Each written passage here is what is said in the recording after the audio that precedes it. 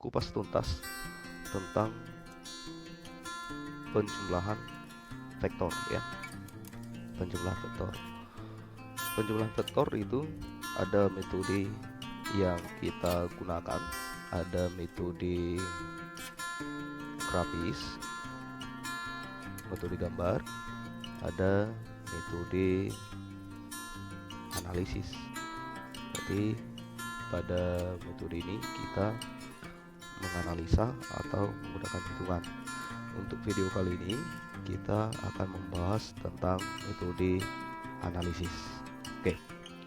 Untuk metode analisis ya, metode analisis sebelumnya kita harus pahami dulu ada beberapa pemahaman terutama dalam matematik ya, yang kita gunakan, konsep matematik yang kita gunakan di fisika itu mengenai segitiga siku-siku. Segitiga siku-siku. Di sini kita mengenal ada sinus, kosinus, tan ya, untuk identitas trigonometri. Jadi bagaimana caranya biar lebih paham? Coba kita misalkan ini sebuah segitiga siku-siku ya. Ini sebuah segitiga siku-siku. Ini kita beri nama sudut alfa, sudut ini sudut ini kita beri sudut beta. Oke. Ini sisi A, ini sisi B, ini sisi miringnya kita beri nama sisinya R. Oke. Untuk memudahkan menentukan harga sinus, kosinus, tangen, kita memakai atau membuat istilah ya, bahwa sinus itu, sin atau sinus itu adalah sisi depan per sisi miring. Nah, ini dia. Jadi sinus itulah sisi depan per sisi miring. Ini biasanya untuk memudahkan mengingatnya dibuat sin demi ya, sinus depan per miring. Untuk kosinus, kosinus itu adalah sisi samping per sisi miringnya. Nah, untuk memudahkannya digunakan kosami ya, kosinus samping miring. Dan untuk harga tangen ya, karena tangen itu adalah sinus per kosinus, sin per cos, maka dapatkan sini sinus itu dari adalah kita gunakan sisi depannya, kosinus adalah sisi samping. Berarti tangen itu adalah sisi depan per sisi samping, dikembalikan tan desa, tangen depan samping. Bagaimana cara menentukan yang mana sisi depan dan sisi sampingnya? Kita lihat dulu. Kembali kita ke segitiga ini. Kalau misalkan yang kita perhatikan itu adalah sudut alfa di sini, maka sisi depannya itu, depan sudut itu adalah sisi A. Oke. Untuk sudut alfa, depannya itu adalah A. Sedangkan B ini adalah di samping sudut di sini ya, jadi samping. Berarti sampingnya itu adalah B.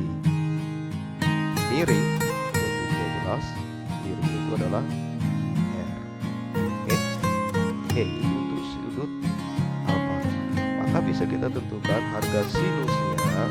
Sinus alfa itu adalah depan A per R. Miring. Kosinusnya itu alfa itu adalah sampingnya per miring.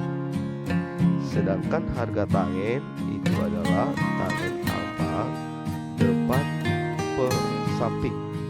Depannya A, samping itu adalah B. Oke, berarti tan alfa itu sampingan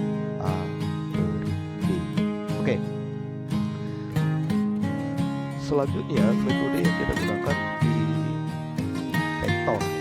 Penjualan vektor cara analisisnya adalah kita mengenal istilah apa yang disebut dengan sudut istimewa dan sudut istimewa. Ya, sudut istimewa ini semuanya berada di kuadran pertama. Sudut istimewa itu 0, 30, 45, 60, 90 derajat. Untuk fisika ada sudut yang diyakini atau dipahami, harus dipahami oleh semua siswa, itu adalah sudut 37 derajat dan 53 derajat. Yang harga sinus konstannya kalau kita jumpai di soal itu tidak perlu dikasih tahu lagi, karena ini sudah dipahami atau diketahui oleh siswa. Oke, caranya bagaimana menentukan harga sinusnya, kosinus dan tangennya. Oke, cara mudah yang kita gunakan untuk menentukannya adalah yang pertama, kalau biasanya saya memakai pemahaman seperti ini. Ini saya buat 0, N nya, ini 1, 2, 3, 4. Jadi untuk sinus rumus yang biasa digunakan itu bisa dengan setengah akar N. Jadi kalau untuk 0 derajat, N nya adalah 0, maka sinusnya adalah 0. Untuk 30, N nya 1, akar 1, maka dia setengah. Untuk 45, N nya 2, akar 2, maka dia setengah akar 2. 60 juga sama, setengah akar 3. Untuk 90, N nya 4, itu bisa disederhanakan, akar 42, 2 dikali setengah sama dengan 1. Oke, itu untuk harga sinus. Untuk kosinus kita tinggal balikkan saja, harga sinusnya kita balikkan, kita tulis dari belakang.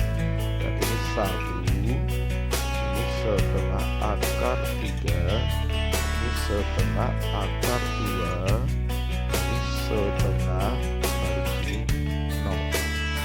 Oke, untuk tangen kita gunakan konsep tangen itu adalah sinus per kosinus.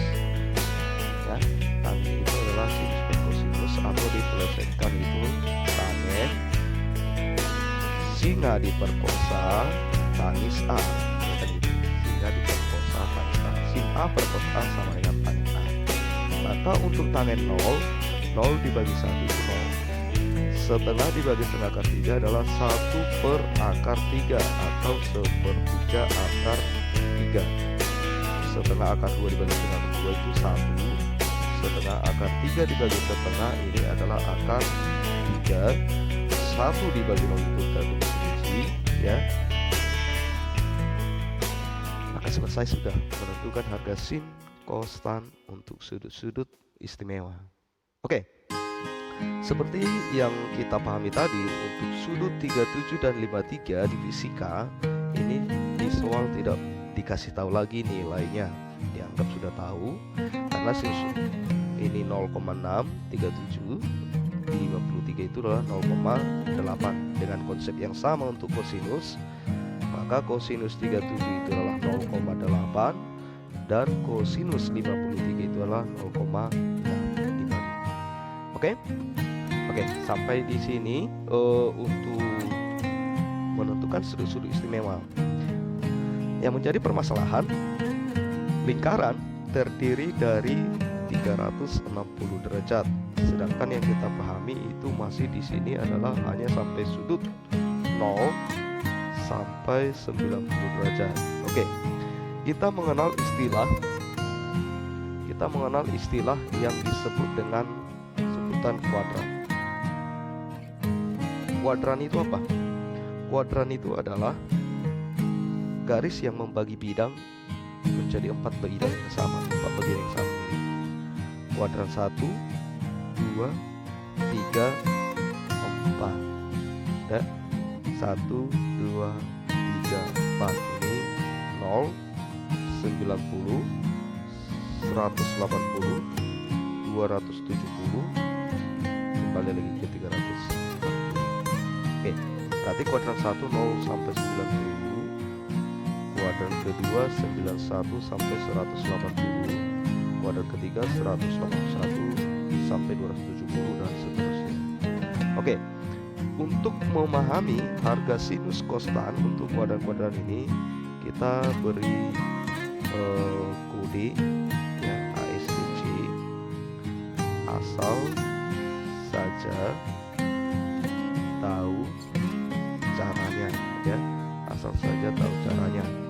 Oke, A itu all, semua berarti sin di sini, sin, cos, tan, semuanya adalah positif.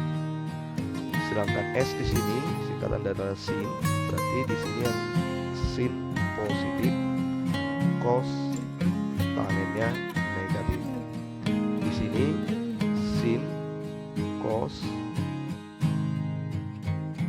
T tangen, berarti sin cosnya negatif, tangennya positif. Untuk kuadran keempat, sinus tangen itu negatif, kosinusnya positif ya. ASTC, asal saja tahu caranya.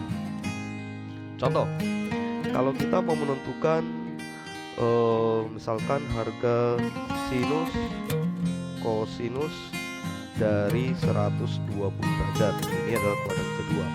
Sekarang kuadran pertama itu sampai 90. Bisa kita tentukan? Pasti bisa ya. Oke, kita perhatikan caranya. Untuk kuadran kedua kita gunakan sinus 120 derajat itu setara dengan harga sinus 90 ditambah theta ya, sama dengan sin theta. Oke, nanti di sini dari perhatian kita pakai sinus 120 derajat itu sama dengan sinus 30 di kuadran 1. Ini kuadran 1, ini kuadran 1, ini kuadran 2. Oke, menentukan harga sinusnya tinggal kita perhatikan aja tabel lagi. Sinus 30 itu adalah setengah ya, berarti sinus